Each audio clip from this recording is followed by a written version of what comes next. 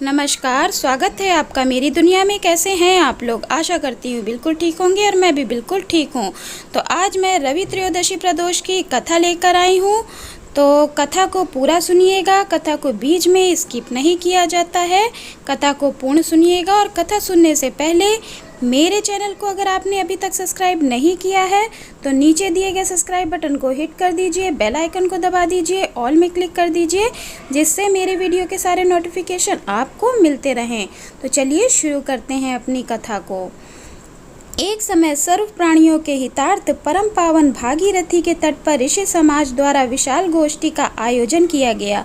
विज्ञ महर्षियों की एकत्रित सभा में व्यास जी के परम शिष्य पुराण वेत्ता सूत जी महाराज हरि कीर्तन करते हुए पधारे। सूत जी को देखते ही शौनकादि 88,000 ऋषि मुनियों ने खड़े होकर दंडवत प्रणाम किया। महाज्ञानी सूत जी ने भक्तिभाव से ऋषियों को हृदय से लगाया तथा आशीर्वाद दिया। विद्वान ऋषिगण और सब शिष्यों आसनों पर विराजमान हो गए। मुनिगण विनीत भाव से पूछने लगे, हे परम दयालु सूत जी, कली काल में शिव जी की भक्ति किस आराधना द्वारा उपलब्ध होगी? हम लोगों को बताने की कृपा कीजिए, क्योंकि कलयुग के सर्व प्राणी पाप कर्म में रत रहकर वेद शास्त्रों से विमुख हो रहेंगे। सर्वजन अनेक संकटों से ग्रसित रहेंगे। हे मुनिवर, श्रेष्ठ कलिकाल में सत्कर्म की ओर किसी की रुचि ना होगी। जब पुण्य क्षीण हो जाएंगे तो मनुष्य की बुद्धि असत कर्मों की ओर खुद ब खुद प्रेरित होगी, जिससे दुर्विचारी पुरुष वंश सहित समाप्त हो जाएंगे। इस अखिल भूमंडल पर जो मनुष्य ज्ञानी होकर ज्ञान की शिक्षा नहीं देता, उस पर परम पिता परमेश्वर कभी प्रसन्न नहीं होते हैं। हे महामुने, ऐसा कौन सा उत्तम व्रत है जिससे मनोवांछित फल की प्राप्ति होती है? कृपा कर बतलाइए। ऐसा सुनकर दयालु हृदय श्री सूत जी कहने लगे, हे श्रेष्ठ मुनियों तथा शौनक जी, आप सभी धन्यवाद के पात्र हैं। आपके विचार सराहनीय एवं प्रशंसनीय हैं।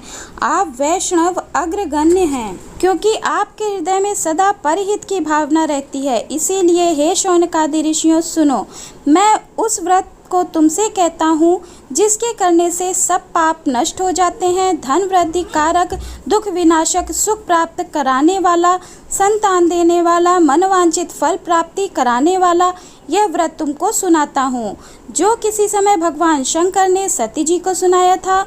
उनसे प्राप्त यह परम श्रेष्ठ उपदेश मेरे पूज्य गुरु जी ने मुझे सुनाया था, जिससे आपको समय पाकर शुभ बेला में मैं सुनाता हूँ। बोलो उमापति शंकर भगवान की जय। श्री सूत जी बोले, मनुष्य आयु वृद्धि स्वास्थ्य लाभ हेतु रवि त्रयोदशी का व्रत करें। इसकी विधि इस प्रकार है। प्रातः स्नान कर निराहार रहकर शिव ध्यान में मग्न हो शिव मंदिर में जाकर भगवान शंकर की पूजा करें। पूजा के पश्चात अर्धपुंड त्रिपुंड का तिलक धारण करें। बेल पत्र चढ़ावें। धूप दीप अक्षत से पूजा करें। ऋतुफल चढ़ावें। ओम नमः शिवाय मंत्र का रुद्राक्ष की माला से जाप करें। ब्राह्मण को भोजन करा सामर्थ्य अनुसार दक्षिणा दें। तत्पश्चात मौन व्रत धारण करें। व्रती को सत्य भाषण करना आवश्यक है। हवन आहुति भी देनी चाहिए। मंत्र ओम ह्रीम क्लीम नमः शिवाय स्वाहा से आहुति देनी चाहिए। इससे अभीष्ट फल की प्राप्ति होती है। व्रती पृथ्वी पर शयन करें, एक बार भोजन करें, इससे सर्व कार्य सिद्ध होते हैं। श्रावण मास में तो इसका विशेष महत्व है। यह सर्व सुख धन धान्य एवं आरोग्यता देने वाला है। यह व्रत सब मनोरथों को पूर्ण करता है। हे ऋषिवरों, यह प्रदोष व्रत जो मैंने आपको बताया, किसी समय शंकर जी ने सती जी को और वेद व्यास मुनि ने मुझको सुनाया था। शौनकादि ऋषि बोले, हे पूज्यवर महामते, आपने यह व्रत परम गोपनीय मंगलप्रद कष्ट निवारक बतलाया है। कृपया यह बताने का कष्ट करें कि यह व्रत किसने किया और उसे क्या फल प्राप्त हुआ। श्री सूत जी बोले, हे विचारवान ज्ञानियों, आप शिव के परम भक्त हैं। आपकी भक्ति देखकर मैं व्रती पुरुषों की कथा कहता हूँ। एक ग्राम में अति दीन ब्राह्मण निवास करता था। उसकी साध्वी स्त्री प्रदोष व्रत किया करती थी। उसके घर एक ही पुत्र रत्न था। एक समय की बात है कि वह पुत्र गंगा स्नान करने के लिए गया। दुर्भाग्यवश मार्ग में चोरों ने उसे घेर लिया और वह कहने लगे कि हम तुझे मारेंगे, नहीं तो तू अपने पिता का गुप्त धन बतला दे। बालक दीन भाव से कहने लगा कि हे बंधुओं, हम अत्यंत दीन दुखी हैं, हमारे पास धन कहाँ है। चोर फिर कहने लगे कि तेरे पास पोटली में क्या बंधा है। बालक ने निसंकोच उत्तर दिया कि मेरी माता ने मुझे रोटी बनाकर बांध दी है। दूसरा चोर बोला कि भाई, ये तो अति दीन दुखी हृदय है, इसे छोड़िए। बालक ने इतनी बात सुनकर वहां से प्रस्थान किया और एक नगर में पहुंचा। नगर के पास एक बरगद का पेड़ था। बालक वहां बैठ गया और थके होने के कारण वृक्ष की छाया में सो गया। उस नगर के सिपाही चोरों की खोज कर रहे थे और खोज करते करते उस बालक के पास आ गए। सिपाही बालक को भी चोर समझकर राजा के समीप ले गए। राजा ने उसे कारावास की आज्ञा दे दी। उधर बालक की माँ भगवान शंकर जी का प्रदोष व्रत कर रही थी। उसी रात्रि राजा को स्वप्न हुआ कि यह बालक चोर नहीं है, प्रातः छोड़ दो, नहीं तो आपका वैभव राज्य सब शीघ्र ही नष्ट हो जाएगा।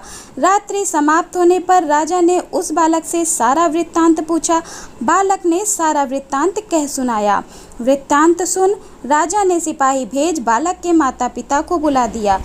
राजा ने उन्हें जब भयभीत देखा तो कहा, तुम भयभीत मत हो, तुम्हारा बालक निर्दोष है। हम तुम्हारी दरिद्रता देखकर 5 गांव दान में देते हैं। शिव की दया से ब्राह्मण के आनंद होने लगे। इस प्रकार जो कोई इस व्रत को करता है उसे आनंद की प्राप्ति होती है। तो बोलो भोलेनाथ की जय, माता पार्वती की जय। तो आपको मेरी ये छोटी सी कथा अच्छी लगी हो तो मेरे वीडियो को लाइक कर दें, शेयर कर दें, कमेंट में ओम नमः शिवाय, जय माता पार्वती की अवश्य लिख दें। तो चलिए, खुश रहिए, मस्त रहिए, मुस्कुराते रहिए। राधे राधे, हरे